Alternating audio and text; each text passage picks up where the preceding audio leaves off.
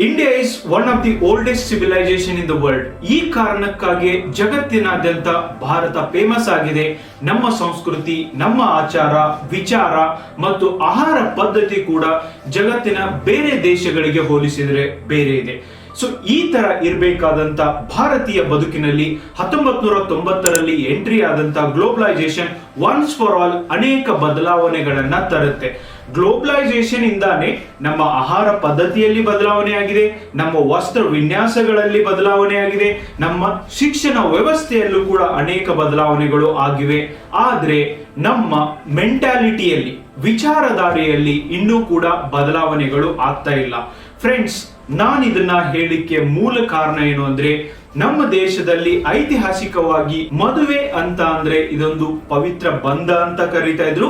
ವಯಸ್ಸಿಗೆ ತಕ್ಕಂಗೆ ಮದುವೆನೂ ಕೂಡ ಆಗ್ತಾ ಇದ್ರು. ಆದ್ರೆ ಭಾರತದ ಇಂದಿನ ಯುವ ಜನರು ಯಾಕೆ ಮದುವೆ ಅಂದ್ರೆ ಭಯ ಪಡ್ತಾರೆ? ಭಾರತದಲ್ಲಿ ಇತ್ತೀಚೆಗೆ ವಿವಾಹ ಪದ್ಧತಿ ಯಾಕೆ ವಿಫಲವಾಗುತ್ತಿದೆ? ಇತ್ತೀಚೆಗೆ Delhi high court star cricketer Shikhar Dhawan ಅವರಿಗೆ ಅವರ ಹೆಂಡತಿ ಆಯಿಷಾ ಮುಖರ್ಜಿ ಅವರಿಗೆ ಡೈವರ್ಸ್ ಕೊಡ್ಲಿಕ್ಕೆ ಅನುಮತಿಯನ್ನ ನೀಡಿದೆ.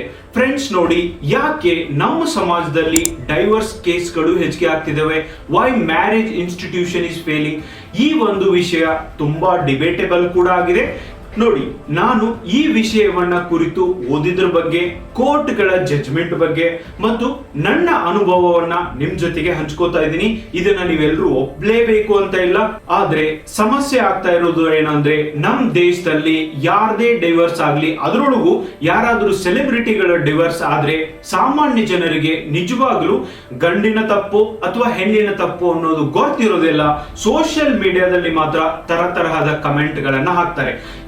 ಶಿಖರ್ ಧವನ್ ಅವರ ಕೇಸ್ ನಲ್ಲೂ ಕೂಡ ಕೆಲವೊಂದಿಷ್ಟು ಜನ ಶಿಖರ್ ಧವನ್ ಅವರು ತಪ್ಪು ಅಂದ್ರೆ ಅತಿ ಹೆಚ್ಚು ಜನ ಆಯುಷಾ ಮುಖರ್ಜಿ ಅವರದೇ ಇದರೊಳಗೆ ತಪ್ಪು ಅಂತ ಕೂಡ ಹೇಳ್ತಾರೆ.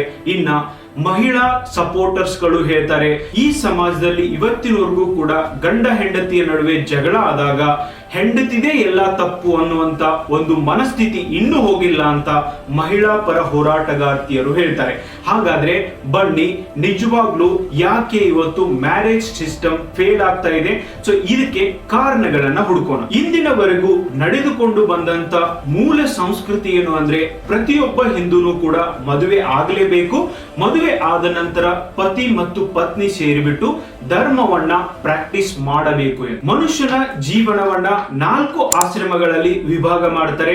ಮೊದಲನೇದಾಗಿ ಬ್ರಹ್ಮಚರ್ಯ, ಎರಡನೇದಾಗಿ ಗೃಹಸ್ಥ, ಮೂರನೇದಾಗಿ ವಾನಪ್ರಸ್ಥ ಮತ್ತು 4ನೇದಾಗಿ ಸನ್ಯಾಸಾಶ್ರಮ.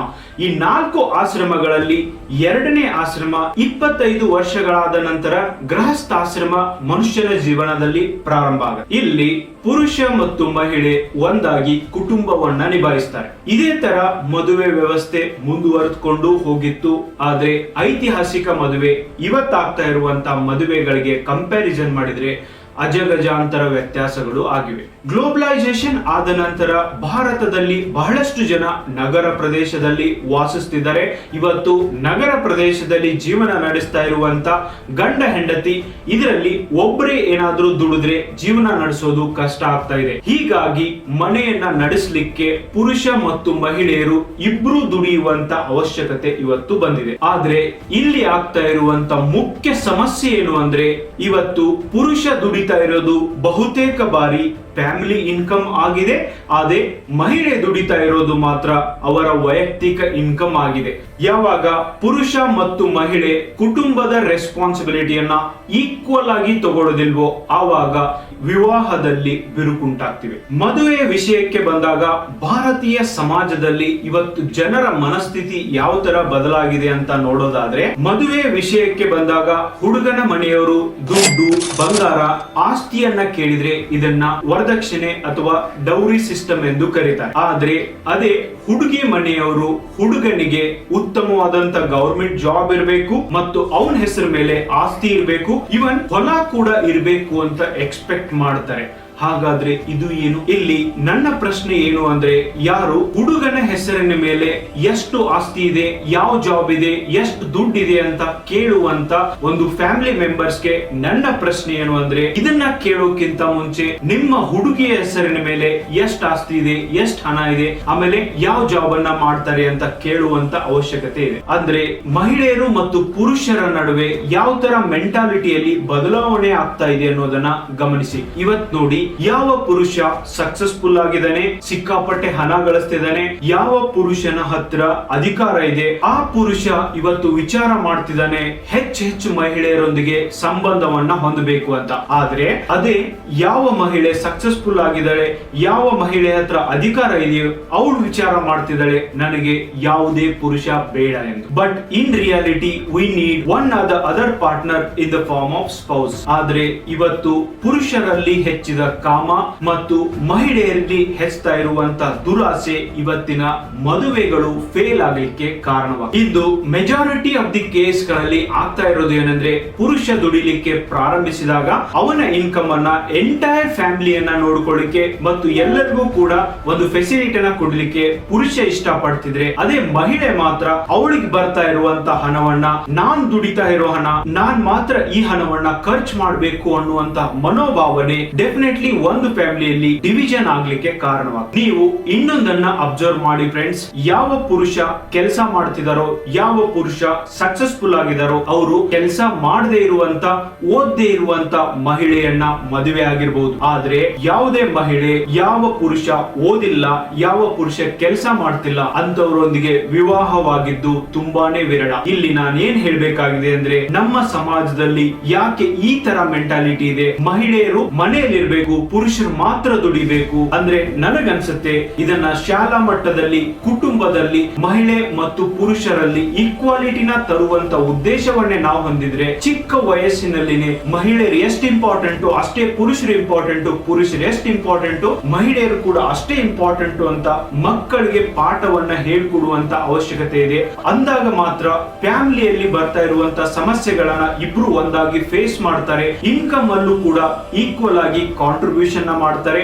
ಮನೆ ಖರ್ಚು ಅಂತ ಬಂದಾಗ ಕೂಡ ಇಬ್ರು ಕೂಡ ಈಕ್ವಲ್ ಆಗಿ ಖರ್ಚು ಮಾಡಿ ಒಂದು ಮನೆಯನ್ನ ಉತ್ತಮ ರೀತಿಯಲ್ಲಿ ನಡೆಸ್ಕೊಂಡು ಹೋಗ್ಬೋದು ಅಂತ ನನಗನ್ಸ. ಸೊ ಇವತ್ತು ನಮ್ಮ ಸಮಾಜದಲ್ಲಿ ಯಾಕೆ ಮಹಿಳೆಯರ ಇನ್ಕಮ್ ಅನ್ನ ಸೀರಿಯಸ್ ಆಗಿ ತಗೊಂಡಿಲ್ಲ, ಮಹಿಳೆಯರ ಇನ್ಕಮ್ ಅನ್ನ ಯಾಕೆ ಇನ್ಕಮ್ ಅಂತಾನೆ ಕನ್ಸಿಡರ್ ಮಾಡೋದಿಲ್ಲ.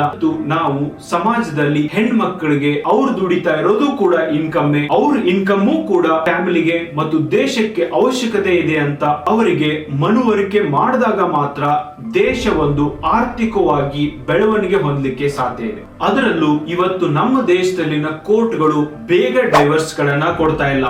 ಫ್ರೆಂಡ್ಸ್ ನೋಡಿ, ಡೈವರ್ಸ್ ಕೊಡುವಂತ ವ್ಯವಸ್ಥೆ ಏನಾದ್ರೂ ಸ್ಪೀಡ್ ಆಗಿ ಮಾಡಿದ್ರೆ ಇನ್ನೂ ಹೆಚ್ಚು ಡೈವರ್ಸ್ ಕೇಸ್ಗಳು ಭಾರತದಲ್ಲಿ ಆಗ್ತಿದ್ವು ಏನು. ಮೊದಲಿನ ಕಾಲದಲ್ಲಿ ಮಹಿಳೆಯೊಬ್ಳು ಮದುವೆ ಆಗ್ಬೇಕು ಅಂದ್ರೆ ಅವಳು ಇಚ್ಛೆ ಪಡ್ತಿದ್ಲು, ನನ್ನ ಗಂಡ ಎಕನಾಮಿಕಲಿ ಇಂಡಿಪೆಂಡೆಂಟ್ ಆಗಿರ್ಬೇಕು, ಜಾಬ್ ಮಾಡ್ತಿದ್ರೆ ನನ್ನನ್ನ ನೋಡ್ಕೋತಾರೆ, ನನಗೊಂದು ಸೆಕ್ಯೂರಿಟಿ ಸಿಗುತ್ತೆ, ಆಮೇಲೆ ಲೈಫ್ ಅಲ್ಲಿ ಒಂದು ಸ್ಟೆಬಿಲಿಟಿ ಕೂಡ ಬರುತ್ತೆ ಅನ್ನುವಂತ ಉದ್ದೇಶಕ್ಕಾಗಿ ಕೂಡ ಮದುವೆಯನ್ನ ಆಗ್ತಿದ್ರು. ಆದ್ರೆ ಇವತ್ತು ವಿದ್ಯಾವಂತ ಮಹಿಳೆಯರಿಗೆ ಯಾವುದೇ ಪುರುಷರ ಅವಶ್ಯಕತೆ ಇಲ್ಲದೆ ಇವತ್ತು ಸೆಕ್ಯೂರಿಟಿ ಸಿಗ್ತಾ ಇದೆ, ಫೈನಾನ್ಷಿಯಲ್ ಇಂಡಿಪೆಂಡೆನ್ಸ್ ಸಿಗ್ತಾ ಇದೆ, ಲೈಫ್ ಅಲ್ಲಿ ಸ್ಟೆಬಿಲಿಟಿ ಸಿಗ್ತಾ ಇದೆ. ಅದ್ರ ಜೊತೆಗೆ ಅವರು ಅವರ ಬ್ರೈನ್ ಅನ್ನ ಸರಿಯಾಗಿ ಉಪಯೋಗ ಮಾಡಿದ್ದೇ ಆದಲ್ಲಿ, ಅವರು ಕಮ್ಯುನಿಕೇಶನ್ ಸ್ಕಿಲ್ ಚೆನ್ನಾಗಿ ಇದ್ದಿದ್ದೇ ಆದ್ರೆ ಡೆಫಿನೆಟ್ಲಿ ಅವರು ಸಮಾಜದಲ್ಲಿ ಉತ್ತಮವಾದಂತ ಹೆಸರನ್ನ ಕೂಡ ಮಾಡ್ತಿದ್ದಾರೆ. ಮದುವೆ ಆಗದೇನೆ ಇವೆಲ್ಲ ಸಿಗ್ತಾ ಇರುವಂತ ಮಹಿಳೆಯರಿಗೆ ಇವತ್ತು ಮದುವೆ ಆಗುವಂತ ಅವಶ್ಯಕತೆ ಬರ್ತಾ ಇಲ್ಲ. ಹೀಗಾಗಿ ಇಂಡಿಯನ್ ಮ್ಯಾರೇಜಸ್ ಆರ್ ಫೇಲಿಂಗ್. ಮೊದಲೆಲ್ಲ ಸಣ್ಣ ವಯಸ್ಸಿನಲ್ಲಿ ಮದುವೆನ ಮಾಡ್ತಾ ಇದ್ರು. ಅವಾಗ ಹುಡುಗ ಮತ್ತು ಹುಡುಗಿಯರಿಗೆ ನಿಜವಾಗ್ಲೂ ಮದುವೆ ಅಂದ್ರೇನೆ ಗೊತ್ತಿರ್ತಿರ್ಲಿಲ್ಲ, ಒಬ್ಬರನ್ನ ಒಬ್ರು ಅರ್ಥ ಮಾಡ್ಕೋತಿರ್ಲಿಲ್ಲ. ಸೊ ಅರ್ಥ ಮಾಡ್ಕೊಳ್ಳುವಷ್ಟು ಟೈಮು ಕೂಡ ಕೊಡ್ತಿರ್ಲಿಲ್ಲ. ಹೀಗಾಗಿ ಮದುವೆ ಆದ್ಮೇಲೆ ಸಮಾಜದ ಒತ್ತಡಕ್ಕೆ ಮನದು ಹುಡುಗ ಹುಡುಗಿ ಒಂದಲ್ಲ ಒಂದು ರೀತಿಯಿಂದ ಹೊಂದಾಣಿಕೆಯನ್ನ ಮಾಡ್ಕೊಂಡು ಹೋಗ್ತಾ ಇದ್ರು. ಇವತ್ತು ಪ್ರತಿಯೊಬ್ರು ಶಿಕ್ಷಿತರಾಗ್ತಾ ಇರೋದ್ರಿಂದ ಹೊಂದಾಣಿಕೆ ಅನ್ನುವಂತ ಗುಣ ಹೋಗಿದೆ. ನಾ ಮೇಲೂ ನೀ ಮೇಲೂ ಅನ್ನುವಂತ ಒಂದು ಭಾವನೆ ಬರ್ತಾ ಇದೆ. ನಾನ್ ಹೆಚ್ಚು ಸ್ಯಾಲರಿನ ತಗೋತೀನಿ, ನೀನ್ ಹೆಚ್ಚು ಸ್ಯಾಲರಿನ ತಗೋತೀಯ, ಅಥವಾ ಇಬ್ಬರ ನಡುವೆ ನನಗೆ ಹೆಚ್ಚಿಗೆ ಅಧಿಕಾರ ಇದಾವೆ, ನನ್ ಡಾಮಿನೆನ್ಸ್ ನಡೆಯುತ್ತೆ, ಪುರುಷ ಪ್ರಧಾನ ಸಮಾಜವನ್ನ ನಾನು ಹೇಟ್ ಮಾಡ್ತೀನಿ ಅಂತ ಮಹಿಳೆ ಹೇಳಿದ್ರೆ, ಮಹಿಳಾ ಪ್ರಧಾನ ಸಮಾಜವನ್ನ ನಾನು ಹೇಟ್ ಮಾಡ್ತೀನಿ ಅಂತ ಪುರುಷ ಹೇಳ್ತಿದ್ದಾರೆ. ಯಾವಾಗ ಶಿಕ್ಷಿತ ಯುವಕರು ಈ ತರ ಜಗಳ ಮಾಡ್ಲಿಕ್ಕೆ ಶುರು ಮಾಡಿದಾರೋ, ಇಂಥ ಮದುವೆಗಳು ಫೇಲ್ ಆಗುವಂತ ಎಲ್ಲಾ ಚಾನ್ಸಸ್ ಗಳು ಕೂಡ ಇದಾವೆ. ಸೊ ಅಷ್ಟೇ ಅಲ್ಲ, 1990 ಆದ ನಂತರ ಯಾರು ಹುಟ್ಟಿದಾರೋ ಅವರನ್ನ ಜೆನ್ಜೀಸ್ ಅಂತ ಕರೀತಾರೆ. ಈ ಜೆನ್ಜಿಗಳ ಮೆಂಟಾಲಿಟಿ ತುಂಬಾನೇ ಡಿಫರೆಂಟ್ ಆಗಿದೆ ಫ್ರೆಂಡ್ಸ್. ಇವರಿಗೆ ಯಾವುದೇ ಸಂಗಾತಿಯ ಅವಶ್ಯಕತೆ ಇಲ್ಲ. ಅವರು ಇವನ್ ಮೊಬೈಲ್ ಫೋನಿನೊಂದಿಗೂ ಕೂಡ ಅವರ ಜೀವನವನ್ನ ಸಲೀಸಾಗಿ ಜೀವನ ಮಾಡಬಹುದು ಅಂತ ತಿಳ್ಕೊಂಡಿದ್ದಾರೆ. ಅಷ್ಟೇ ಅಲ್ಲ, ಇಂಟರ್ನೆಟ್ ಯಾವುದೇ ಸಂಬಂಧಕ್ಕಿಂತನೂ ಗ್ರೇಟ್ ಅಂತ ತಿಳ್ಕೊಂಡಿದ್ದಾರೆ. ನೋಡಿ, ಅವರು ಇವತ್ತು ಸೋಷಿಯಲ್ ಎನಿಮಲ್ ಆಗಿ ಇರ್ಲಿಕ್ಕೆ ಇಷ್ಟಪಡೋದಿಲ್ಲ. ಸೊ ಯಾವುದೋ ಒಂದು ಗುಡ್ಡಗಾಡು ಪ್ರದೇಶದಲ್ಲಿ ಹೋಗಿ ಒಬ್ಬರೇ ಇರ್ತಾರೆ, ಆಮೇಲೆ ಮೊಬೈಲ್ ನೊಂದಿಗೆ ಮಾತನಾಡ್ತಾರೆ. ಅದರ ಜೊತೆಗೆ ಇವತ್ತು ಆರ್ಟಿಫಿಷಿಯಲ್ ಇಂಟೆಲಿಜೆನ್ಸ್ ಕೂಡ ಬಂದಿದೆ. ಈ ತರ ಒಂದು ಹೊಸ ಹೊಸ ಟೆಕ್ನಾಲಜಿ ಬಂದಿರುವಂತ ಸಮಾಜದೊಳಗೆ ನಾವಿದೀವಿ. ಯಾವಾಗ ನಾವು ನಮಗೆ ಇನ್ನೊಬ್ಬ ಮನುಷ್ಯನ ಅವಶ್ಯಕತೆನೇ ಇಲ್ಲ ಅಂತ ತಿಳ್ಕೊತೀವೋ, ಅಲ್ಲಿಗೆ ಡೆಫಿನೆಟ್ಲಿ ನಾವು ಇನ್ನೊಬ್ಬರೊಂದಿಗೆ ಸಂಬಂಧವನ್ನ ಇಟ್ಕೊಳ್ಳಿಕ್ಕೂ ಇಚ್ಛಾ ಪಡೋದಿಲ್ಲ. ಯಾವಾಗ ನಾವು ಇನ್ನೊಬ್ಬರಿಗೆ ರೆಸ್ಪೆಕ್ಟ್ ಕೊಡೋದಿಲ್ವೋ ಅಂತವರ ಒಂದು ಜೀವನದಲ್ಲಿ ಸಂಬಂಧಗಳು ಮುಂದುವರಿಲಿಕ್ಕೂ ಕೂಡ ಚಾನ್ಸ್ ಇಲ್ಲ. ನೋಡಿ, ಟೆಕ್ನಾಲಜಿ ಬಂದಿದೆ, ನಮ್ಮ ಜೀವನವನ್ನ ಬೆಟರ್ ಮಾಡಿದೆ, ಓಕೆ. ಬಟ್ ಅದೇ ಟೆಕ್ನಾಲಜಿನೇ ಇವತ್ತು ಸಂಬಂಧಗಳ ಮುರಿಲಿಕ್ಕೂ ಕೂಡ ಕಾರಣವಾಗ್ತಾ ಇರೋದು ದೊಡ್ಡ ದುರಂತ ಫ್ರೆಂಡ್ಸ್. ಆದ್ರಿಂದ ಪ್ರತಿಯೊಬ್ಬ ಮನುಷ್ಯನಿಗೂ ಇಷ್ಟು ಮೆಚುರಿಟಿ ಅಂತ ಇರಬೇಕು. ನಾವು ಎಷ್ಟು ಟೆಕ್ನಾಲಜಿಯನ್ನು ಉಪಯೋಗ ಮಾಡ್ಕೋಬೇಕು, ನಮ್ಮ ಜೀವನದಲ್ಲಿ ನಿಜವಾಗ್ಲೂ ಅದು ಸಮಸ್ಯೆಯನ್ನ ಕ್ರಿಯೇಟ್ ಮಾಡ್ತಿದೆ ಅಂತ ಗೊತ್ತಾದ ತಕ್ಷಣ ಅದರ ಉಪಯೋಗವನ್ನ ಕಡಿಮೆ ಮಾಡೋದು ಉತ್ತಮ ಅಂತ ನನಗನ್ಸುತ್ತೆ. ಹಾಗಾದ್ರೆ ನಾನು ಇನ್ನು 6 ಕಾರಣಗಳನ್ನ ಮುಖ್ಯವಾಗಿ ಹೇಳ್ತೀನಿ ಯಾಕೆ ಇವತ್ತು ಮದುವೆ ವ್ಯವಸ್ಥೆ ಭಾರತದಲ್ಲಿ ಫೇಲ್ ಆಗ್ತಿದೆ. ಭಾರತದಲ್ಲಿ ಇಂದು ಬಹುತೇಕ ಯುವಕರು ಅನ್ಎಂಪ್ಲಾಯ್ ಆಗಿ ಉಳಿತಿದ್ದಾರೆ.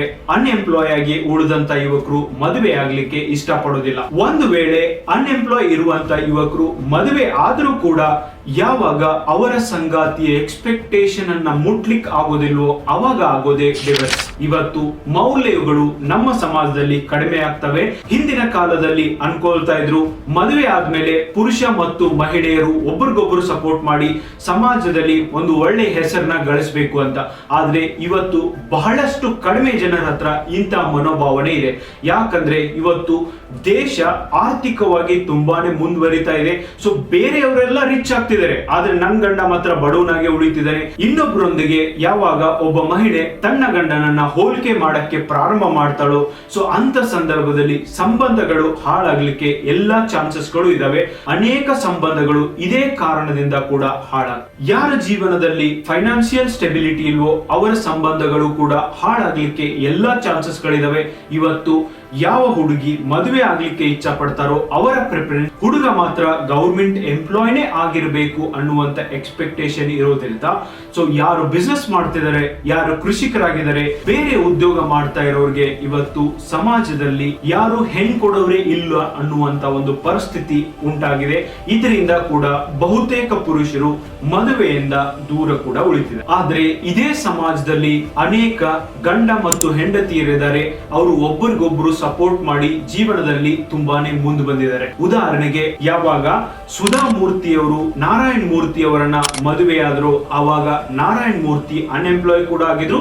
ಇನ್ನು ಇನ್ಫೋಸಿಸ್ ಅನ್ನುವಂತ ಒಂದು ದೈತ್ಯ ಕಂಪನಿಯನ್ನ ಕೂಡ ಪ್ರಾರಂಭಿಸಿರಲಿಲ್ಲ.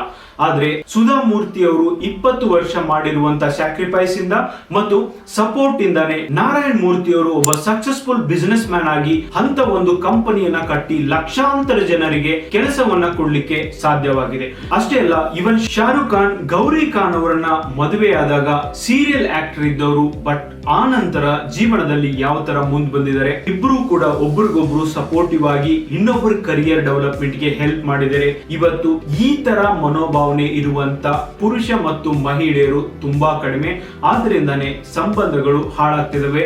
ಎಲ್ಲರಿಗೂ ಕೂಡ ಅತಿ ಕಡಿಮೆ ಸಮಯದಲ್ಲಿ ರಿಚ್ ಆಗ್ಬೇಕು ಅನ್ನುವಂತ ಮನೋಭಾವ ಏನಿದೆಯೋ ಇದು ಕೂಡ ವೆರಿ ಡೇಂಜರಸ್. ಇದುವೇ ಅನೇಕ ಬಾರಿ ಡೈವರ್ಸ್ ಆಗ್ಲಿಕ್ಕೆ ಕಾರಣ ಕೂಡ ಆಗ್ತಿದೆ. ಎರಡನೇ ಕಾರಣ ಫೇಲ್ಡ್ ಲವ್ ಅಫೇರ್ಸ್. ನೋಡಿ ಫ್ರೆಂಡ್ಸ್, ಇವತ್ತು ಭಾರತದಲ್ಲಿ ಪ್ರತಿಯೊಬ್ಬರಿಗೂ ಕೂಡ ಶಿಕ್ಷಣ ಸಿಗ್ತಾ ಇದೆ. ಇದೊಂದು ಡೆಫಿನೆಟ್ಲಿ ಉತ್ತಮವಾದಂತ ಬೆಳವಣಿಗೆ. ಆದ್ರೆ ಈ ಶಿಕ್ಷಣ ಪಡಿತಾ ಇರುವಂತ ಸಂದರ್ಭದಲ್ಲಿ ಲವ್ ಅಫೇರ್ಸ್ ಆಗೋದು ಕೂಡ ತುಂಬಾನೇ ಕಾಮನ್ ಆಗಿದಾವೆ. ಯಾರ ಜೀವನದಲ್ಲಿ ಸ್ಟೂಡೆಂಟ್ ಇದ್ದಾಗ ಲವ್ ಅಫೇರ್ಸ್ ಗಳು ಆಗ್ತವೆ, ಅದು ಬಹಳಷ್ಟು ದಿನಗಳವರೆಗೆ ಆ ಒಂದು ಸಂಬಂಧ ಮುಂದುವರಿಯೋದಿಲ್ಲ, ಹೀಗಾಗಿ ಫೇಲ್ ಕೂಡ ಆಗ್ತವೆ. ಇದಕ್ಕೆ ಅನೇಕ ಕಾರಣಗಳು ಕೂಡ ಇರಬಹುದು. ಆದ್ರೆ ಮುಂದೆ ಹೋದಂಗೆ ಒಬ್ಬ ಪುರುಷ ಅಥವಾ ಮಹಿಳೆ ಇವುಗಳನ್ನ ತಲೆಯಲ್ಲಿ ಇಟ್ಕೋತಾರೆ. ನನಗೆ ಈ ತರ ಚೀಟಿಂಗ್ ಆಗಿತ್ತು, ಈ ತರ ಮೋಸ ಆಗಿತ್ತು, ನಾನು ಒಬ್ಬರನ್ನ ಈ ತರ ನಂಬಿದ್ದೆ ಅನ್ನುವಂತ ಮನೋಭಾವನೆ ಕೂಡ ಇವತ್ತಿನ ಯುವಕರಿಗೆ ಮದುವೆಯಿಂದ ದೂರ ಉಳಿಲಿಕ್ಕೆ ಕಾರಣವಾಗಿದೆ. ಬಟ್ ನಾವು ಅರ್ಥ ಮಾಡ್ಕೋಬೇಕು, ಅವತ್ತಿನ ಸಂದರ್ಭ ಹಾಗೆ ಇತ್ತು, ಅವತ್ತಿನ ಪರಿಸ್ಥಿತಿ ಹಾಗೆ ಇತ್ತು.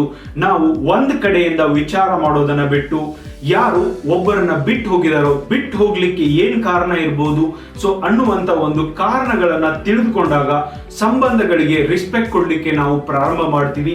ಹೀಗಿರುವಾಗ ಬಹಳಷ್ಟು ಜನ ಇಮೋಷನಲ್ ಆಗಿ ವಿಚಾರ ಮಾಡ್ತಾರೆ, ನನ್ನನ್ನ ಒಬ್ಬ ಪುರುಷ ಈ ತರ ಬಿಟ್ಟ ಅಥವಾ ನನ್ನನ್ನ ಒಬ್ಬ ಮಹಿಳೆ ಈ ತರ ಕೈ ಕೊಟ್ಟು ಹೋದ್ಲು ಅಂತ ಒಬ್ರು ಇನ್ನೊಬ್ಬರನ್ನ ಬ್ಲೇಮ್ ಕೂಡ ಮಾಡಕ್ಕೆ ಶುರು ಮಾಡ್ತಾರೆ. ಆದ್ರೆ ನಾವು ಇವತ್ತು ಒಂದು ಸಿವಿಲೈಸ್ ಸೊಸೈಟಿಯಲ್ಲಿ ಇದೀವಿ. ನಾವು ಯಾರನ್ನ ಲವ್ ಮಾಡ್ತೀವಿ, ನಾವು ಯಾರನ್ನ ಇಷ್ಟ ಪಡ್ತೀವಿ, ಅವ್ರೇನಾದ್ರೂ ನಮ್ ಜೊತೆಗೆ ಇರ್ಲಿಕ್ಕೆ ಇಷ್ಟ ಪಡೋದಿಲ್ಲ ಅಂದಾಗ ಅದನ್ನ ನಾವು ಒಪ್ಕೊಳ್ಳುವಂತ ಅವಶ್ಯಕತೆ ಇದೆ. ಅಂತ ಮನೋಭಾವನೆಯನ್ನ ನಾವು ಬೆಳೆಸ್ಕೊಳ್ಳುವಂತ ಅವಶ್ಯಕತೆ ಇದೆ. ಯಾಕಂದ್ರೆ ಇವತ್ ಬಿಟ್ಟು ಹೋಗ್ತೀನಿ ಅಂದವ್ರ ಮುಂದೆ ನೀವು ಅಳ್ತಾ ಕೂತ್ರೆ ಅಥವಾ ಅವ್ರನ್ನ ಪೋರ್ಸಿಬಲ್ ಮಾಡಿ ಉಳಿಸ್ಕೊಂಡ್ರೆ ಮುಂದೆ ಕೂಡ ಒಂದಲ್ಲ ಒಂದಿನ ಅವರು ಬಿಟ್ಟು ಹೋಗ್ಬೋದು ಫ್ರೆಂಡ್ಸ್. ಸೊ ಆದ್ರಿಂದ ಹೋಗ್ಲಿ ಬಿಡು ಅನ್ನುವಂತ ಮನೋಭಾವವನ್ನ ಪ್ರತಿಯೊಬ್ರು ಬೆಳೆಸ್ಕೊಂಡಾಗ ಮಾತ್ರ ಸಂಬಂಧಗಳು ಕೂಡ ಮುಂದುವರಿತವೆ. ಯಾವಾಗೋ ಒಂದಿನ ನಮ್ಮ ಜೀವನದಲ್ಲಿ ಆದಂತ ಒಂದು ವಿಷಯವನ್ನ ಜೀವನ ಪೂರ್ತಿ ನೆನಪಿಟ್ಕೊಳ್ಳೋದ್ರಲ್ಲಿ ಅರ್ಥ ಇಲ್ಲ. ಅದು ಒಳ್ಳೇದಾಗಿದ್ರೆ ಡೆಫಿನೆಟ್ಲಿ ನೀವು ಅದನ್ನ ನೆನಪಲ್ಲಿ ಇಟ್ಕೋಬಹುದು. ಕೆಟ್ಟದ್ದಾಗಿದ್ದನ್ನ ಆದಷ್ಟು ಬೇಗ ಮರ್ತಷ್ಟು ನಿಮ್ಮ ಜೀವನ ಉತ್ತಮವಾಗುತ್ತೆ. ನೀವು ಇವತ್ತು ಯಾರ ಜೊತೆಗೆ ಜೀವನ ಮಾಡ್ತಿದ್ರೋ ಅವ್ರ ಜೊತೆಗೆ ಕೂಡ ಉತ್ತಮ ಸಂಬಂಧ ಹೊಂದಲಿಕ್ಕೂ ಸಾಧ್ಯ ಆಗುತ್ತೆ ಅಂತ ನನ್ನ ಅನಿಸಿಕೆ. ಮೂರನೇ ಕಾರಣ ಮಹಿಳಾ ಪರವಾದ ಕಾನೂನುಗಳು. ಫ್ರೆಂಡ್ಸ್, ಭಾರತದಲ್ಲಿ ಸಿಕ್ಕಾಪಟ್ಟೆ ಕಾನೂನುಗಳು ಮಹಿಳಾ ಪರವಾಗಿದ್ದಾವೆ. ಯಾವಾಗ ಮಹಿಳೆ ಮತ್ತು ಪುರುಷನ ನಡುವಿನ ಸಂಬಂಧಕ್ಕೆ ರಿಲೇಟೆಡ್ ಆದಂತ ಕಾನೂನುಗಳನ್ನ ನೋಡೋದಾದ್ರೆ ಸೆಕ್ಷನ್ 498A ಇದು ಭಾರತದಲ್ಲಿ ಅತಿ ಉಪಯೋಗವಾದಂತ ಕಾನೂನು ಕೂಡ ಆಗಿದೆ. ಇದರ ಪ್ರಕಾರ ಒಬ್ಬ ಪುರುಷನ ವಿರುದ್ಧ ಮಹಿಳೆಯೊಬ್ಬಳು ಹರಾಸ್ಮೆಂಟ್ ಕೇಸ್ ಅನ್ನ ಹಾಕಬಹುದು. ಇದು ಒಂದು ನಾನ್ ಬೇಲೇಬಲ್ ಅಫೆನ್ಸ್ ಕೂಡ ಆಗಿದೆ. ಇಲ್ಲಿ ಪುರುಷ ಏನ್ ಹೇಳ್ತಾನೆ ಅದನ್ನು ಕೂಡ ಕೇಳೋದಿಲ್ಲ ಫ್ರೆಂಡ್ಸ್. ಹಾಗೆ ಡೊಮೆಸ್ಟಿಕ್ ವೈಲೆನ್ಸ್ ಕೇಸ್ 2005 ಆಗಿರಬಹುದು, ಹಿಂದೂ ಮ್ಯಾರೇಜ್ ಆಕ್ಟ್ ಆಗಿರಬಹುದು. ಅಷ್ಟೇ ಯಾಕೆ ಈಗ ಹೊಸದಾಗಿ ಜುಲೈ 2024 ಇಂದ ಜಾರಿಗೆ ಬರ್ತಾ ಇರುವಂತ CRPC, IPC ಅಂತ ಕಾನೂನುಗಳು ಕೂಡ ಜೆಂಡರ್ ನ್ಯೂಟ್ರಲ್ ಆಗಿಲ್ಲ. ಅಂದ್ರೆ ಒಬ್ಬ ಮಹಿಳೆ ಮಾತ್ರ ನನ್ನ ರೇಪ್ ಆಗಿದೆ ಅಂತ ಕಂಪ್ಲೇಂಟ್ ಮಾಡಬಹುದು. ಅದೇ ಒಬ್ಬ ಪುರುಷ ನನ್ನ ರೇಪ್ ಆಗಿದೆ ಅಂತ ಕಂಪ್ಲೇಂಟ್ ಮಾಡ್ಲಿಕ್ಕೆ ಆಗೋದಿಲ್ಲ. ಇಂತ ಒಂದು ಜೆಂಡರ್ ಬಯಾಸ್ಡ್ ಆಗಿರುವಂತ ಕಾನೂನುಗಳು ನಮ್ಮ ದೇಶದಲ್ಲಿ ಇರಬೇಕಾದ್ರೆ ಬಹುತೇಕ ಪುರುಷರಿಗೆ ಈ ಕಾನೂನುಗಳನ್ನ ನೋಡಿ ಭಯ ಕೂಡ ಬಂದಿದೆ. ಮಹಿಳಾ ಪರವಾದಂತ ಕಾನೂನುಗಳನ್ನ ಮಹಿಳೆಯರ ಸೇಫ್ಟಿಗಾಗಿ ಮಾಡಿದ್ರೆ ಇವತ್ತು ಮಹಿಳೆಯರು ಈ ಒಂದು ಲಾಗಳನ್ನ ಮಿಸ್ಯೂಸ್ ಮಾಡ್ತಿದ್ದಾರೆ.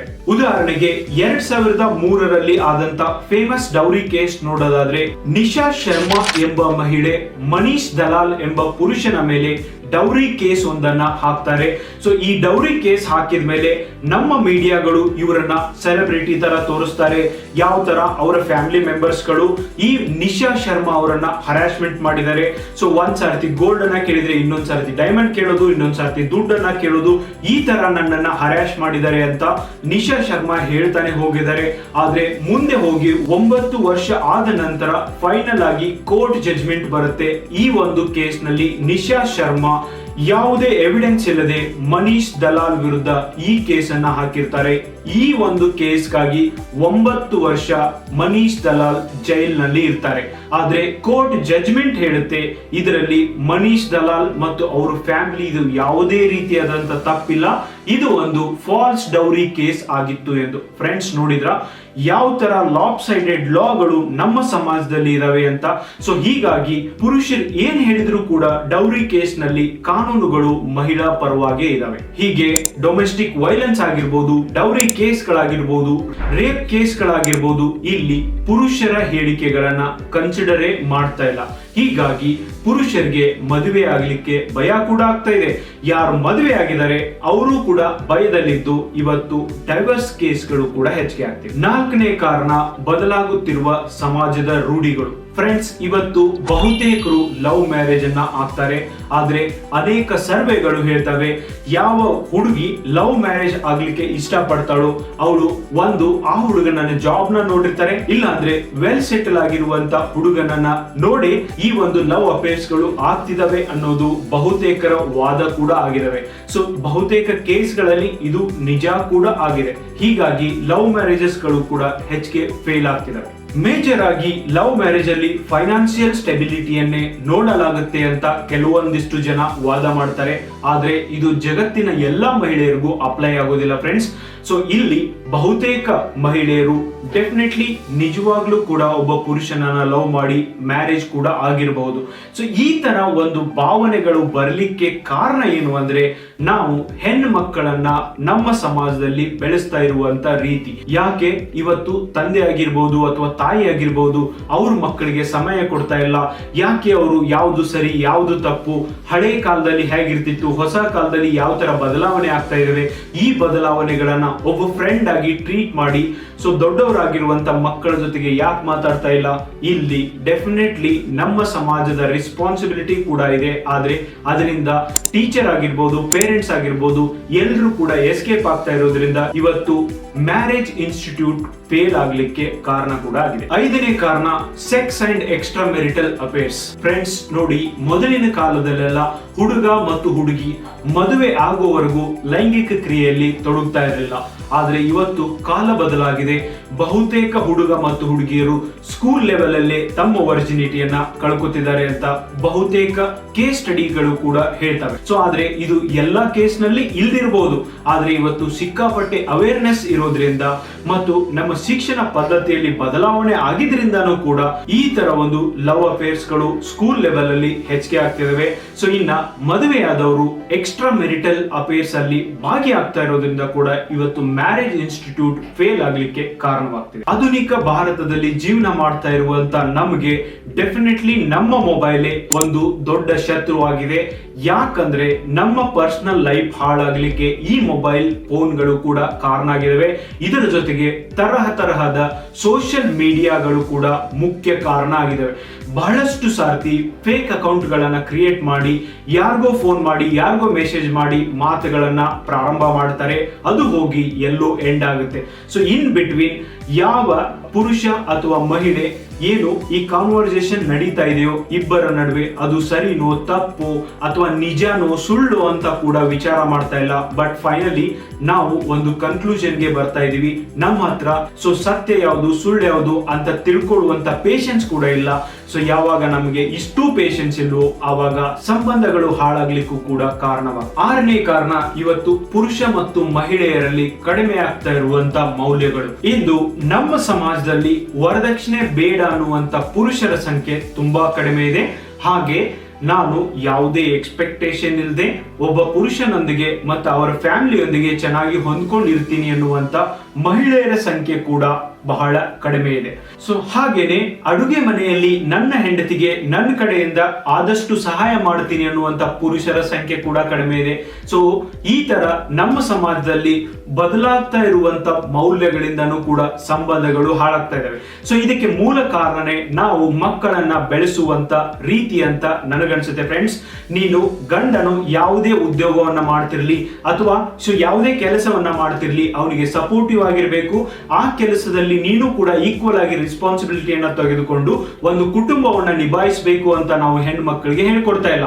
ಬದಲಾಗಿ ಇವತ್ತು ಬಹುತೇಕ ಹೆಣ್ಣು ಮಕ್ಕಳಿಗೆ ತಂದೆ ತಾಯಿ ಹೇಳ್ತಾರೆ, ನಾನು ಒಂದು ಚೆನ್ನಾಗಿರುವಂತ ರಿಚ್ ಮನೆತನವನ್ನ ನೋಡಿ ನಿನ್ನನ್ನ ಕೊಡ್ತೀನಿ, ನೀನು ಆರಾಮಾಗಿ ಮಹಾರಾಣಿ ತರ ಅಲ್ಲಿರು ಅಂತ ಹೇಳ್ಬಿಟ್ಟು ಅದೇ ಒಂದು ಥಾಟ್ ಪ್ರೊಸೆಸ್ ನ ಬಹುತೇಕ ಹೆಣ್ಮಕ್ಳು ತಲೆಯಲ್ಲಿ ಇಟ್ಕೊಂಡು ಕೂಡ್ತಾರೆ. ಯಾವಾಗ ಪುರುಷರ ಮನೆಗೆ ಬಂದಾಗ ಸೊ ಆ ತರದ ಸಂದರ್ಭ ಇರೋದಿಲ್ಲ ಅಥವಾ ಆ ತರದ ಫೆಸಿಲಿಟಿ ಇರೋದಿಲ್ವೋ ಅವರು ಡಿಸಪಾಯಿಂಟ್ ಆಗುವ ಆಗುವಂತ ಎಲ್ಲಾ ಚಾನ್ಸಸ್ಗಳು ಇರ್ತವೆ. ಇದರ ಬದಲಾಗಿ ಇವತ್ತು ಪೇರೆಂಟ್ಸ್ ಹೇಳುವಂತ ಅವಶ್ಯಕತೆ ಇದೆ. ನಾವು ಜೀವನದಲ್ಲಿ ಮುಂದೆ ಬರಬೇಕು ಅಂದ್ರೆ ಡೆಫಿನೆಟ್ಲಿ ಈಕ್ವಲ್ ರೆಸ್ಪಾನ್ಸಿಬಿಲಿಟಿಯನ್ನ ತೆಗೆದುಕೊಳ್ಳೋದನ್ನ ಕಲಿಬೇಕು. ಸೊ ಅಷ್ಟೇ ಅಲ್ಲ ಫ್ರೆಂಡ್ಸ್, ಹೆಣ್ಣು ಮಕ್ಕಳಿಗೆ ಇದು ಹಾರ್ಶ್ ಅನಿಸಬಹುದು. ನಿಮ್ಮ ರೆಸ್ಪಾನ್ಸಿಬಿಲಿಟಿಯನ್ನ, ನಿಮ್ಮ ಆಸೆ ಆಕಾಂಕ್ಷೆಗಳಿಗೆ ನೀವೇ ಹೊಣೆಗಾರರು ಅಂತ ಕಲಿಸ್ಕೊಟ್ಟಾಗ ತಮ್ಮ ಒಂದು ಆಸೆ ಆಕಾಂಕ್ಷೆಗಳೇನಿದಾವೆ ಅವುಗಳನ್ನ ಬೇಸ್ಡ್ ಆನ್ ಅವರ್ ಕೆಪಾಸಿಟಿ ಡಿಸೈನ್ ಮಾಡ್ಕೋತಾರೆ. ಇದರಿಂದ ಡೆಫಿನೆಟ್ಲಿ ಗಂಡ ಹೆಂಡತಿಯ ನಡುವೆ ಒಂದು ಒಳ್ಳೆ ಅಂಡರ್ಸ್ಟ್ಯಾಂಡಿಂಗ್ ಕೂಡ ಬರುತ್ತೆ. ಇದನ್ನೆಲ್ಲನೂ ಕೂಡ ಪೇರೆಂಟ್ಸ್ ಚಿಕ್ಕ ವಯಸ್ಸಿನಲ್ಲೇ ಮಕ್ಕಳಿಗೆ ಹೇಳ್ಕೊಡ್ಬೇಕು. ಸೊ ನಿಜವಾಗ್ಲೂ ಯಾವ ಹೆಣ್ಣು ಮಗಳು ಈಕ್ವಲ್ ರೆಸ್ಪಾನ್ಸಿಬಿಲಿಟಿಯನ್ನ ತೆಗೆದುಕೊಳ್ಳಿಕ್ಕೆ ರೆಡಿ ಇರ್ತಾರೋ ಸೊ ಅವರು ಡೆಫಿನೆಟ್ಲಿ ಗಂಡನಿಗೆ ಸಪೋರ್ಟಿವ್ ಆಗಿ ಕೂಡ ಇರ್ತಾರೆ. ಸಂಬಂಧ ಕೂಡ ಉತ್ತಮ ರೀತಿಯಲ್ಲಿ ಗ್ರೋ ಆಗುತ್ತೆ. ಸೊ ಇಂಥ ಒಂದು ಆಧುನಿಕ ಯುಗದಲ್ಲಿ ಒಂದೇ ಕೈಯಿಂದ ಚಪ್ಪಾಳೆ ಬರೋದಿಲ್ಲ. ಚಪ್ಪಾಳೆ ಬರ್ಲಿಕ್ಕೆ ಸೊ ಎರಡೂ ಕೈಗಳ ಅವಶ್ಯಕತೆ ಎಷ್ಟಿದೆಯೋ ಹಾಗೆ ನಾವು ಕೂಡ ಲೈಫ್ ಅಲ್ಲಿ ಮುಂದೆ ಬರ್ಲಿಕ್ಕೆ ಡೆಫಿನೆಟ್ಲಿ ಪುರುಷ ಮತ್ತು ಮಹಿಳೆಯರು ಇಬ್ರು ಒಂದಾಗಿ ದುಡಿಲೇಬೇಕು. ಒಂದು ಉತ್ತಮ ರೀತಿಯಾದಂತ ಅಂಡರ್ಸ್ಟ್ಯಾಂಡಿಂಗ್ ಇರಬೇಕು. ಒಬ್ಬರಿಗೆ ಇನ್ನೊಬ್ಬರು ರೆಸ್ಪೆಕ್ಟ್ ಕೊಡುವಂತ ಗುಣ ಇರಬೇಕು. ಅಂದಾಗ ಮಾತ್ರ ಮ್ಯಾರೇಜ್ ಅನ್ನುವಂತ ಇನ್ಸ್ಟಿಟ್ಯೂಟ್ ಇನ್ ಮುಂದೆ ಕೂಡ ಮುಂದುವರಿಯುತ್ತೆ. ಇಲ್ಲ ಅಂದ್ರೆ ಡೆಫಿನೆಟ್ಲಿ ಜಂಜಿಗಳಿರುವಂತ ಈ ಜಮಾನದಲ್ಲಿ ಮ್ಯಾರೇಜ್ ಇನ್ಸ್ಟಿಟ್ಯೂಟ್ ಹಾಳಾಗುವಂತ ಎಲ್ಲಾ ಪಾಸಿಬಿಲಿಟಿಗಳು ಕೂಡ ಇದಾವೆ. ಯಾಕಂದ್ರೆ ಮ್ಯಾರೇಜ್ ಮೇಲೆ ಇಂದಿನ ಯುವ ಜನರಿಗೆ ನಂಬಿಕೆನೇ ಇಲ್ಲ. ಇನ್ನು ಕೆಲವೊಂದಿಷ್ಟು ಜನ ಹೇಳ್ತಾರೆ ಭಾರತದಲ್ಲಿ ಪುರುಷ ವಿರೋಧಿ ಕಾನೂನುಗಳು ಇವೆ ಎಂದು. ಆದ್ರೆ ಮಹಿಳಾ ಪರ ಹೋರಾಟಗಾರರು ಹೇಳ್ತಾರೆ ಸೊ ಪುರುಷ ವಿರೋಧಿ ಕಾನೂನುಗಳು ಇರೋದೇನೆ ಮಹಿಳೆಯರ ರಕ್ಷಣೆಗಾಗಿ. ಆದ್ರೂ ಕೂಡ ಮಹಿಳೆಯರನ್ನ ರಕ್ಷಣೆ ಮಾಡಲಿಕ್ಕೆ ಆಗ್ತಾ ಇಲ್ಲ. ಆದ್ರಿಂದಾನೇ ಇಂತಹ ಕಾನೂನುಗಳನ್ನ ಇಡಲಾಗಿದೆ. ನೋಡಿ, ಪುರುಷರೇ ಆಗಿರ್ಲಿ ಮಹಿಳೆಯರೇ ಆಗಿರ್ಲಿ ಎಲ್ಲರೂ ಕೂಡ ಮನುಷ್ಯರೇ ಅನ್ನುವಂತ ಒಂದು ವಿಷಯವನ್ನ ಪ್ರತಿಯೊಂದು ಮಗುನು ಅಂಡರ್ಸ್ಟ್ಯಾಂಡ್ ಮಾಡಿಕೊಂಡಾಗ ಮಾತ್ರ ಪ್ರತಿಯೊಬ್ಬ ಮಗುನು ಕೂಡ ವಿಶ್ವ ಮಾನವನಾಗಿ ಬೆಳಿಲಿಕ್ಕೆ ಸಾಧ್ಯ ಇದೆ. ಸಂಬಂಧಗಳನ್ನ ಉಳಿಸಿಕೊಳ್ಳೋದು ಕೂಡ ಇವತ್ತು ತುಂಬಾ ಅವಶ್ಯಕತೆ ಇದೆ. ಈ ಕಾರಣಕ್ಕಾಗಿ ಪ್ರತಿಯೊಂದು ಮಗುವನ್ನು ಕೂಡ ಚಿಕ್ಕ ವಯಸ್ಸಿನಿಂದ ಇಂಥ ಉತ್ತಮವಾದಂತ ವಿಚಾರಗಳನ್ನ ಹಾಕಿ ಬೆಳೆಸಿದಾಗ ಮಾತ್ರ ಈ ಸಮಾಜದಲ್ಲಿ ಉತ್ತಮ ಸಂಬಂಧಗಳು ಉಳಿಲಿಕ್ಕೆ ಸಾಧ್ಯ ಇದೆ. ಇಂದು ಬಹಳಷ್ಟು ಹೆಣ್ಣು ಮಕ್ಕಳು ಹೇಳ್ತಾರೆ ಅವರು ಎಂತ ಹುಡುಗನನ್ನ ಮದುವೆ ಆಗಲಿಕ್ಕೆ ಇಷ್ಟ ಪಡ್ತಾರೆ ಅಂದ್ರೆ ಅವನಿಗೆ ಯಾವುದೇ ರೀತಿಯಾದಂತ ತಂದೆ ತಾಯಿ ಇರಬಾರ್ದು, ಯಾವುದೇ ರೀತಿಯಾದಂತ ಅಣ್ಣ ತಮ್ಮ ಇರಬಾರ್ದು, ಅಕ್ಕ ತಂಗಿ ಇರಬಾರ್ದು, ಮತ್ತೆ ತಂದೆ ತಾಯಿ ಕೂಡ ಇಲ್ದಿದ್ರೆ ಬಹಳ ಒಳ್ಳೇದು, ಅಂದ್ರೆ ನಾವು ಇಬ್ರು ಆರಾಮಾಗಿ ಇರ್ಬೋದು ಅಂತ ಬಹಳಷ್ಟು ಹೆಣ್ಮಕ್ಳು ಇಷ್ಟಪಡ್ತಾರೆ. ಆದ್ರೆ ಇಲ್ಲಿ ಪ್ರಾಬ್ಲಮ್ ಏನು ಅಂದ್ರೆ ಯಾವ ಪುರುಷ ಹೆಣ್ಣು ಮಕ್ಕಳೊಂದಿಗೆ ಬೆಳೆದಿಲ್ವೋ, ಯಾವ ಪುರುಷ ತಂದೆ ತಾಯಿಯೊಂದಿಗೆ ಉತ್ತಮವಾದಂತ ಸಂಬಂಧವನ್ನ ಹೊಂದಿಲ್ವೋ, ಹೆಂಡತಿಯೊಂದಿಗೆ ಆ ಪುರುಷ ಉತ್ತಮವಾದಂತ ಸಂಬಂಧವನ್ನ ಹೊಂದುವಂತ ಚಾನ್ಸಸ್ ಕೂಡ ತುಂಬಾ ಕಡಿಮೆ ಇದೆ ಅನ್ನೋದನ್ನ ಇವತ್ತಿನ ಹೆಣ್ಣು ಮಕ್ಕಳು ಅರ್ಥ ಮಾಡ್ಕೊಳ್ಳೇಬೇಕು.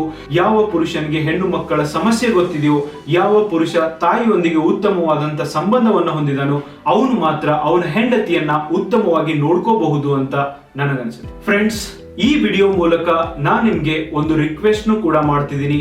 ನಾನು ನಿಮ್ಗೆ ವಾರ್ನಿಂಗ್ ಕೊಡ್ತಾ ಇಲ್ಲ, ಅಡ್ವೈಸ್ ಕೂಡ ಕೊಡ್ತಾ ಇಲ್ಲ. ಇತ್ತೀಚೆಗೆ ಆದಂತ ಕೆಲವೊಂದಿಷ್ಟು ಡೈವರ್ಸ್ ಕೇಸ್ಗಳ ವಿಷಯವನ್ನ ನಾನು ತಿಳ್ಕೊಂಡಿರುವಂತ ಕಾರಣಗಳನ್ನ ನಿಮ್ಮೊಂದಿಗೆ ಹಂಚಿಕೊಂಡಿದ್ದೇನೆ. ನೀವು ಈ ವಿಡಿಯೋ ನೋಡಿದ ಮೇಲೆ ನಿಮ್ಮ ಜೀವನದಲ್ಲಿ ಬೆಟರ್ ನಿರ್ಧಾರಗಳನ್ನ ತೆಗೆದುಕೊಳ್ಳಲಿಕ್ಕೆ ಈ ವಿಡಿಯೋ ನಿಮಗೆ ಸಹಾಯ ಆಗಬಹುದು ಅನ್ನೋದು ನನ್ನ ಅನಿಸಿಕೆ ಆಗಿದೆ. ಈ ಒಂದು ವಿಷಯದ ಬಗ್ಗೆ ನಿಮ್ಮ ವಿಚಾರಗಳನ್ನ ಕಮೆಂಟ್ ಬಾಕ್ಸ್ ಮೂಲಕ ತಿಳಿಸುವುದನ್ನ ಮರಿಬೇಡಿ. Thank you so much for watching the video.